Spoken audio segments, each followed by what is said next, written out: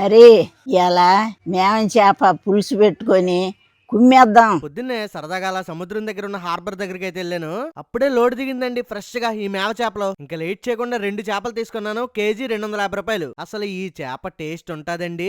అందులోని మా నాన్నమ్మ చేసే స్టైల్ అయితే ఇంకా అదిరిపోద్ది. చేసేయండి చెప్తాను, మీరు కూడా అదిరిపోద్ది. కామెంట్స్ లో ఇచ్చిన మసాలాలో ఇలా డ్రై రోస్ట్ చేసుకుని చల్లారి పెట్టుకుని ఇలా పౌడర్ చేసుకోండి. చేపల పులుసుకి ఇలాంటి వెడల్పాటి గిన్నె ఉంటే అసలు చేపల పులుసుకి తిరిగే ఉండదు. ఇక ఈ గిన్నెలో నూనె వేడైన తర్వాత పొడుగ్గా చీరుకున్న పచ్చిమిర్చి, కరివేపాకు, ఉల్లిపాయ పేస్ట్ చేసి బాగా ఎగిన తర్వాత అల్లం వెల్లుల్లిపాయ ముద్ద కొడేసి బాగా వేపేసుకోవాలి పచ్చివాసన పోయేదాకా. తర్వాత వెంటనే టమాటా ముక్కలేసి మగ్గిన తర్వాత చెంచా పసుపు, టేస్ట్ కి సరిపడగా ఉప్పు, ఒక 2-3 చెంచాలు కారం వేసి మసాలా అంతా బాగా కలిపి ఎండు కొబ్బరి, గసగసాల పేస్ట్, ఫస్ట్ రెడీ చేసుకున్న పౌడర్, కొద్ది కొత్తిమీర వేసి మసాలా అంతా బాగా వేగనిచ్చి నీట్ గా శుభ్రం చేసుకున్న చేప ముక్కలు వేసేసి ప్రతి చేప ముక్కకి కూడా ఖచ్చితంగా మసాలా బాగా పట్టించి సన్న మంట మీద మూత పెట్టి ఒక్క నిమిషం మగ్గిచ్చి మనకి పులుసుకు కావాల్సినంత చింతపండు పులుసేసి గిన్నె ఒకసారి చేత్తో అటు ఇటు ఊపి మూత పెట్టేసి ముక్కలు ఒక 60% ఉడికిన తర్వాత ఫస్ట్ తయారు చేసుకున్న పౌడర్, ఇంకొన్ని పొడుగ్గా చీరుకున్న పచ్చిమిర్చి వేసి ముక్కలు ఉడికేదాకా ఉడికిచ్చేసి లాస్ట్ లో కొత్తిమీర చల్లి దించేయడమే. వెంటనే తినేకండి. అవును, మీరు ఎప్పుడైనా ఈ మేవ చేపల పులుసు తిన్నారా? ఇక మేమైతే ఒక 2-3 గంటల తర్వాత తింటున్నామండి.